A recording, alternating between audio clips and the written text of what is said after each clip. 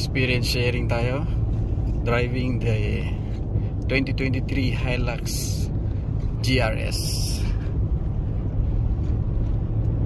Nagdadrive tayo sa provincial road. Ang right wheel niya is matagtag,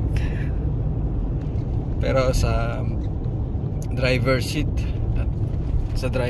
is okay lang, baga tolerable, pero sa likod siguradong matagtag pag ganito yung daan. Sementadong daan pero parang bako-bako.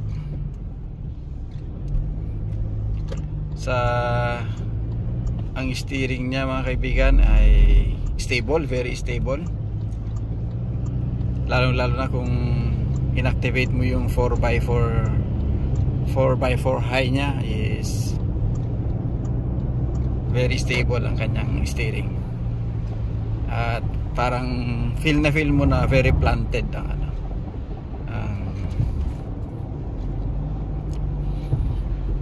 ang takbo mo.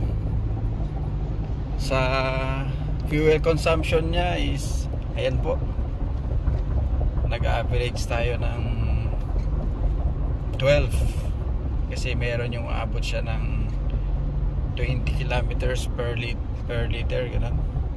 At meron naman yung 10.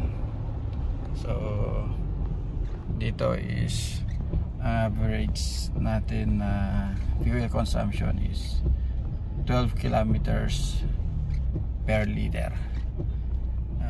Sa normal driving to, yung hindi masyadong mabilis at hindi naman masyadong mabagal,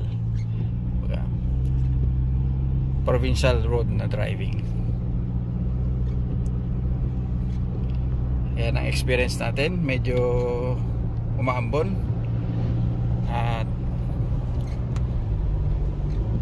okay naman. Sa power ng 2.8 liter ng Hilux GRS is sulit na sulit ang takbo mo. Kumbaga, kung kailangan mo ng speed, ibibigay niya. Kung kailangan mo ng power, ay ibibigay niya rin.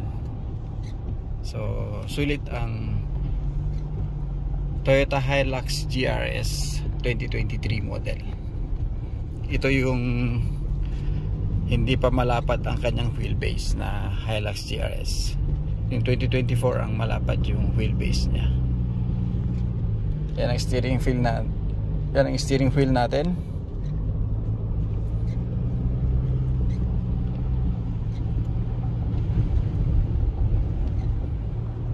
Okay, that's all dito sa on-road driving natin sa Hilux GRS.